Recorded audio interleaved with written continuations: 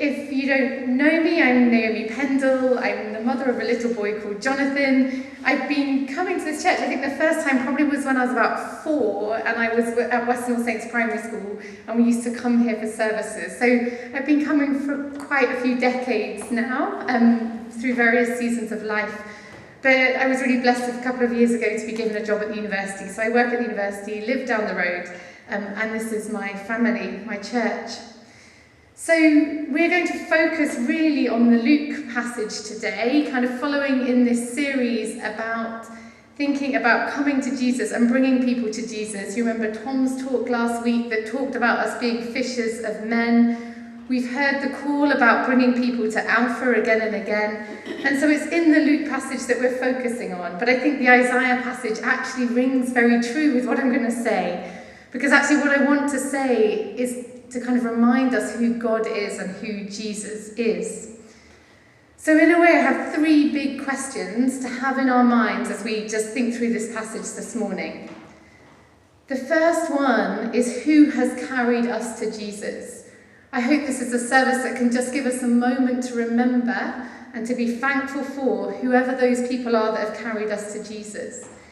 And also, by the end, I hope we should be asking, who should we be carrying to Jesus?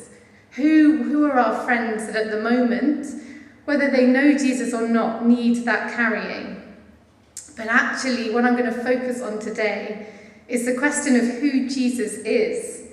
If we have been carried to him, and if we're meant to carry people to him, whether that's through Alpha, through friendship, through other things, we don't take them there just because we are told to take people there. We take them there because we know who Jesus is, because he is worth us carrying people to. And actually a lot of this passage, a passage which is a very kind of known Sunday school type passage, actually has some very, very radical things to say about who Jesus is. So really today, what I'm going to talk through is this idea of crazy friendship, the crazy friendship of those friends that carried the paralysed man to Jesus, but then also the crazy power that we see in this passage about who Jesus is. So first of all, I'll talk about crazy friendship of these friends. Then I'll talk about the crazy power of Jesus that we see through this passage, maybe less obviously, but it's definitely there. And then third of all, I'll talk about the crazy love of Jesus. So first of all, the crazy friendship.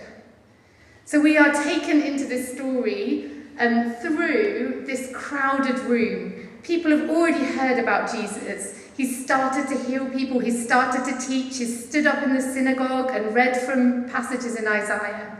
People are starting to hear the news of Jesus, but they don't really know who he is, but they want to find out. People want to come, they want to be healed, but also the Pharisees and the teachers want to have a glimpse of who this person might be. Is he a threat to their authority? Is he supportive of their authority? How is he going to sit in relation to their kind of power in the area? And so he has come to this house. He's sitting in a room, the kind of lounge equivalent, and people have crowded in, and the most important people of the day are sitting at the front, so the Pharisees and the teachers of the law, because they want to know, and they have the best seats. Just like when you go to the theatre, the people with the most money have the best seats, and, in that kind of lounge, snuggled in, the most important people were right in front of Jesus. And then these friends come along with the man who is paralysed. And we don't know that much about that friendship. The Bible doesn't tell us. How did they know this paralysed man? Was he a friend from childhood? Was he a friend that they got to know more recently? What had he done for them? What had they done for him? But what we do know, it was an incredibly strong friendship, because in those moments, they are willing to take some incredibly big risks for their friend. One, obviously, as we know, they climb up onto the roof, they take the roof apart. That's definitely property damage. You're not quite sure if you're going to hurt anyone as you take the roof apart. You've got a crowded room beneath you as you try and disassemble the roof. They are willing to carry him up to the roof, which must have been incredibly heavy. And so you see this kind of crazy physical act of taking apart the roof. But also it's a very subservient act to the kind of norms and authority of the day. Not just because it wasn't normal to take apart a roof, but also because they had been kept out. Whoever they were, these friends and this paralysed man, they were not to be at the front of the crowd. And here you see these 4 friends pushing this paralysed man to the front. They're saying, actually, whatever the norms of the day say, we don't mind. He is our friend, and this is, we are dedicated to him. And in this crazy act of friendship, they push him to the front and they push him into Jesus' presence. And I hope you can think of times when people have pushed you into Jesus' presence. Whether that was long, long ago when you were a child or more recently, I hope it's happened many times for you. Maybe they were small acts. I don't imagine many of you were lowered through a roof. But hopefully you know those times, whether they were big sacrifices or small sacrifices. There have been big moments in my life, and actually it's been friends, not strangers, friends who have often made the difference. Someone called Laura Bayliss, when I was 17, I was about to go off to university, and she went to New Wine, this Christian festival, and she wrote my name on a list of people going to university the next September. And because of that, the church at the university contacted me, and it's through that kind of connection that I really kind of re-gave my life to Christ in those kind of precarious weeks of Freshers Week. But it was just one act of a friend in a kind of passing moment, but because I was on her heart, she did that. Another one is Jo Skinner. When I had my son, I was finding he couldn't feed very well, and it was all a very turbulent time anyway. And I remember her coming really, really late at night. She was still working, she wasn't my midwife, she didn't need to be with me at all. But she lived down the road from me, she was in my home group, and she came late at night to teach Jonathan how to feed. And it was good that he could feed, and that was really important. But also that act of kind of witness of crazy friendship in that moment when I needed God to affirm that he was there was really powerful. If we go to the next slide, I really hope we have those friends around us to carry us when we need them. But sometimes there are moments of loneliness, and just as I was kind of preparing this, I wanted to kind of say that that's true, that sometimes when we talk about friendship and people carrying us, we can have moments when we feel very uncarried, when we feel like we've been left alone. And I'd like to say sorry for that. It shouldn't happen. We are a family. This is your family. And sometimes you'll feel really like it is your family, and sometimes you'll feel like you've been left alone and somehow shut out. But I would just like to pray and encourage you to say to people, when you need carrying, that you do need carrying. That sometimes we as people get it wrong and we miss the people around us that need carrying. And I just really pray that you have the strength to say to someone right now, I need you to carry me to Jesus. So if we go on to the next slide. So as we know, Jesus responds to this crazy act of friendship, and he forgives and then he heals. So the craziness is not without results and without good results, the results that these friends would have loved. And therefore their friend is forgiven and he's healed and he walks out of the room. And that's amazing, that this kind of our crazy acts of friendship will be responded to. But what I want to focus on a little bit more, if we move on to the next slide, is not the healing, but the thing that really upset the religious leaders in the room. Because this is where we really see Jesus at play, in this kind of crazy, this kind of show of power. And so what really upset the religious leaders? It wasn't the healing comes later. It was the fact that Jesus had said that you are forgiven. And saying you are forgiven was the shocking, crackling claim that was really, in those few words, upturning kind of regimes of power and making clear to the Pharisees and the teachers of the law that Jesus was coming to do something much bigger.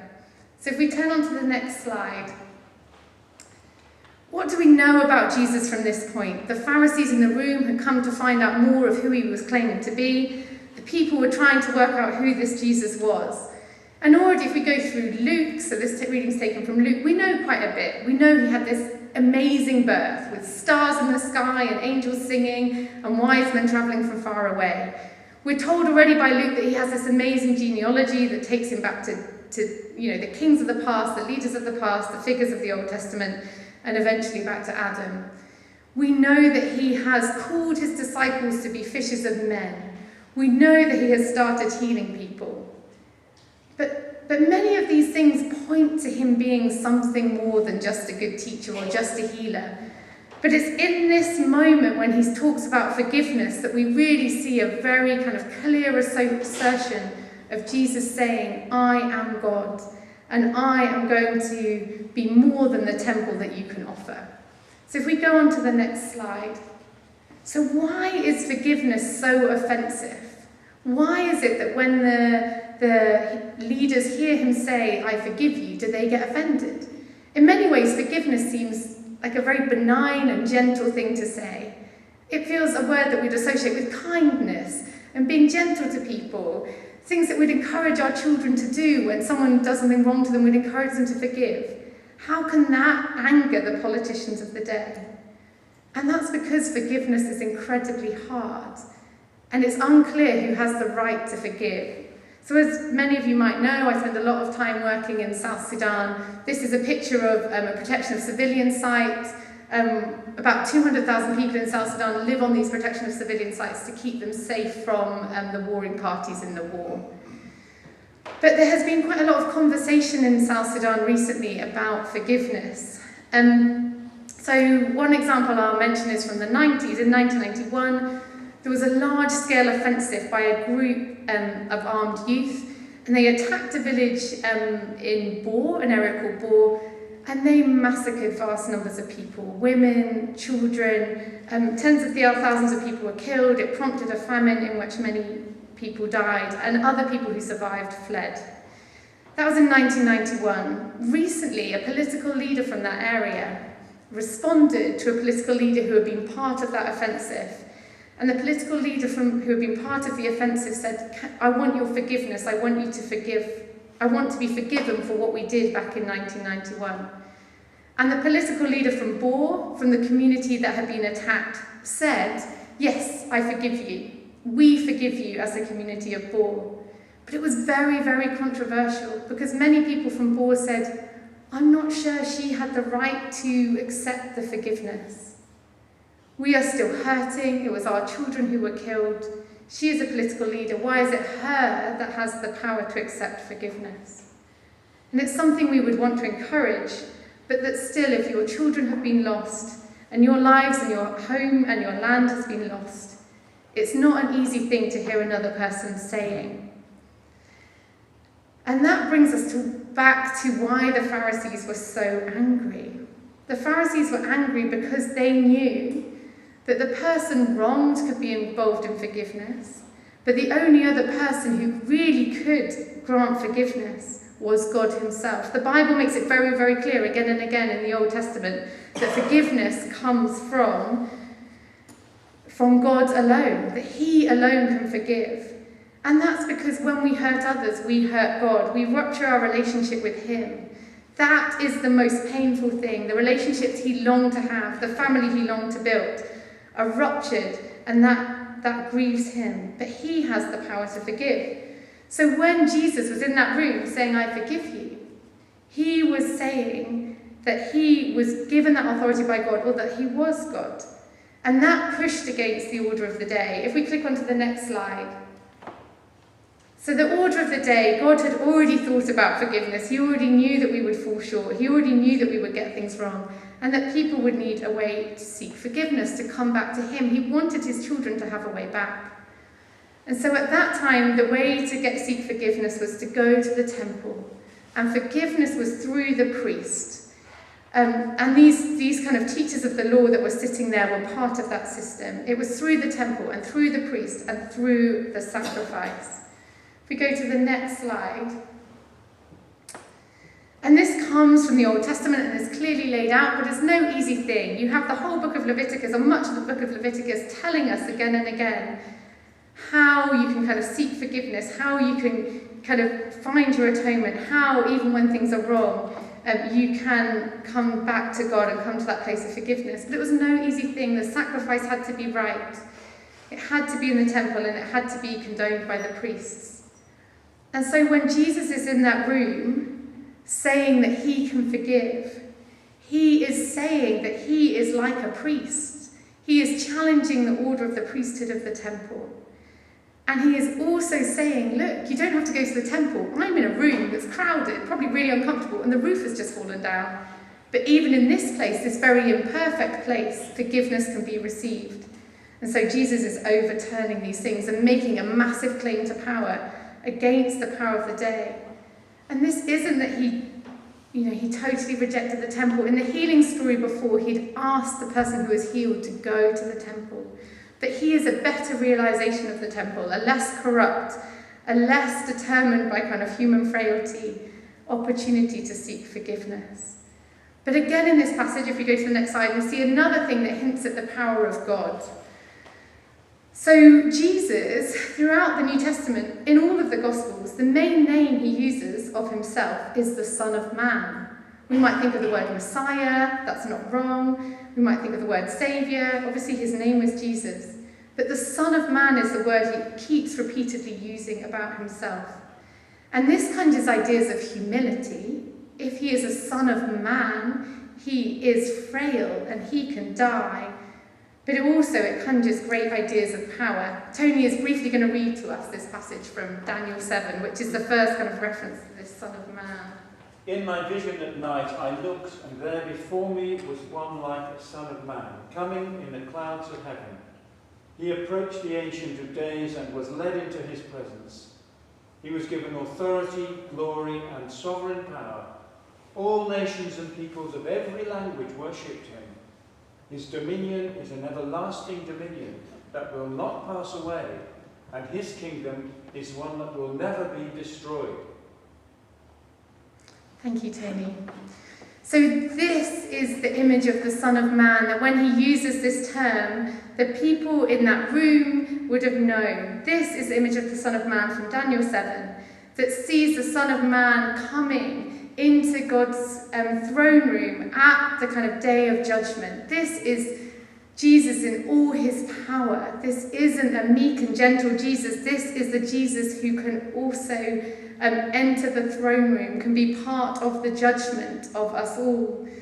And he therefore is saying, look, I can forgive because I will be part of the judgment. I am not just a healer here on earth. I am not just a teacher here on earth. But I am God and I am with God and I will be there on Judgment Day. And so I have the power to forgive because of all these things, but because I will be there, I can forgive now, but also in the future. Tony's now going to read a second snippet, but this is from C.S. Lewis, so if we go to the next part. Yeah, perfect. Thanks, Tony. A man who was merely a man and said the sort of things Jesus said would not be a great moral teacher. He would either be a lunatic on the level with the man who says he is a poached egg, or else he would be a devil of hell. You must make your choice. Either this man was and is the Son of God, or else a madman or something worse. You can shut him up for a fool, you can spit at him and kill him as a demon, or you can fall at his feet and call him Lord and God. But let us not come with any patronising nonsense about his being a really great human teacher. He has not left that open to us. He did not intend to. So I love that. So that's from Mere Christianity by C.S. Lewis, and I'm sure many of you have heard it many times. But I think that's exactly what this passage does. If Jesus had just healed the man, we would know he was powerful and that he could heal. But Jesus forgave the man, and in that moment of forgiveness, he does not leave that option open to us, that he is just a healer or just a good moral teacher. But actually he is claiming to be much more, someone that we can only kind of kneel down and worship, unless we dismiss him as a lunatic or a madman. If we go on to the next slide. So the big problem was actually, so we're going to think now about this kind of costly sacrifice and this crazy love of Jesus. If we go on to the next slide again. So the big issue was, though, and the other issue that the Pharisees could have raised to say, listen to Jesus. Jesus was saying, it is me, not the priests of the temple, that can forgive. He is saying, I can do it in this messy room. I can forgive wherever. I don't need to be in the temple. But there was another problem that the Pharisees could have raised. For forgiveness, according to the books of the law and things like Leviticus, To access forgiveness, you needed to bring a sacrifice, and a sacrifice that matched very kind of certain qualities. They needed to somehow be pure. And where was the sacrifice? In this room, in this broken house, how was he able to forgive this man without the sacrifice? But of course, what we know is that Jesus knew that there would be a sacrifice, that he wouldn't fall short of that either, but that he would also provide the sacrifice. And so we have an image of the Son of Man on the judgment day coming on the cloud and mighty with great authority. But through the New Testament, as Jesus mentions himself as the Son of Man, he also mentions the sacrifice and the humility that he will bear. The Son of Man is not a kind of messianic warrior riding on a horse, but a Son of Man who will dwell amongst us and will face the kind of fragility of death for us. So in a later passage in Luke, it says, the Son of Man must be delivered over to the hands of the sinners, be crucified, and on the third day be raised again. Because of course Jesus already knew that he would be the sacrifice, that he could forgive sins because he would offer that. And so if we go to the next slide, he wasn't replacing the temple with an empty promise, but he knew he would fulfill that promise, and that eventually he would be led to the cross, and that he would die, and that there our sins would be paid for, and his blood would be shed, as we sung about earlier, and that our sins would be forgiven. So this was a radical rupture in power. He was showing who he was by offering forgiveness for sins, but he was also foreshadowing what he would have to do, that he would give his life for us, that it would be fulfilled. It wasn't just going to be fulfilled in the healing of the man, the show of power, but actually it fulfilled in a moment of vulnerability, through his fragility as man, that he would then die, and our sins would be forgiven. If we go to the final slide and we go back to the story. So I think we kind of end again on this image of the man being carried to Jesus. And he's being carried, and the friends would not have even known. They'd probably heard rumours that he was a healer, and they knew their friend needed healing, and they had a crazy friendship, and they wanted to support him. But unknowingly, quite probably, they were taking him to the person who really could offer forgiveness for their sins. And I would encourage us to think about the friends around us who need to be carried to Jesus. And this is a story, it's not just that we should bring friends to Jesus, but this is a story about deep friendship, about the people who are loved by us, who are known by us, who we know when they're going through good times and bad times. And so I would just end by encouraging us to pray about who we think needs to be taken to Jesus, to this person who is the Son of Man on high, but the Son of Man who would also die for us. I will leave